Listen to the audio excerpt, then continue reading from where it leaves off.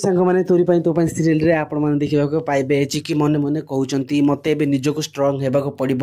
ଆଉ ସେ ଠକେଇ ମିଛେଇ ଝିଅ ରୋହିର ସତ ସମସ୍ତଙ୍କ ସାମ୍ନାକୁ ଆଣିବ ଆଉ ଏମିତି କହି ସେ ସିନ୍ଦୁର ଲଗାଇ ବାହାରି ଯାଆନ୍ତି ବାବାଙ୍କ ସହିତ ଦେଖା କରିବା ପାଇଁ ଆଉ ଯେତେବେଳେ ସେ ବାବାଙ୍କ ସହିତ ଦେଖା କରନ୍ତି ଏ ସମୟରେ ସେ କହୁଛନ୍ତି ବାବା ମୋତେ ନା ତମ ସହିତ କିଛି ଇମ୍ପୋର୍ଟାଣ୍ଟ କଥା ହେବା ଥିଲା ତମ ପାଖରେ କ'ଣ ରୋହିର କିଛି ପିଲାଦିନର ଫଟୋ ଅଛି କି ଏହାପରେ ବାବା କହୁଛନ୍ତି ନାଇଁ ରେ ମା ରୋହିର ଫଟୋ ମୋ ପାଖରେ କିଛି ବି ନାହିଁ କାରଣ ସେ ତମମାନଙ୍କରୁ ବଡ଼ ଥିଲା ଆଉ ସେ କେବେ ବି ତମମାନଙ୍କ ସହିତ ମିଶୁନଥିଲା ତାର ବିହେଭିୟର ଗୋଟେ ଅଲଗା ଥିଲା ଆଉ ଏହାପରେ ଚିକି କହୁଛନ୍ତି ବାବା ଏବେ ବି ରୋହିର ବିହେଭିୟର ବଦଳିନି ସେ ସବୁବେଳେ ସମସ୍ତଙ୍କୁ ହଇରାଣ କରୁଛି ଏହାପରେ ବାବା କହୁଛନ୍ତି ସେ ତମମାନଙ୍କରୁ 2-3 ବର୍ଷରେ ବଡ଼ ଥିଲା ତେଣୁକରି ତାର କୌଣସି ବି ଫଟୋ ମୋ ପାଖରେ ନାହିଁ ଏହାପରେ ଚିକି ମନେ ମନେ ଭାବୁଛନ୍ତି ମୋତେ ଏବେ କିଛି ଉପାୟ କରିବାର ଅଛି ଆଉ ସେ ଏମିତି କହି ବାବାଙ୍କ ଠାରୁ ଚାଲି ଆସନ୍ତି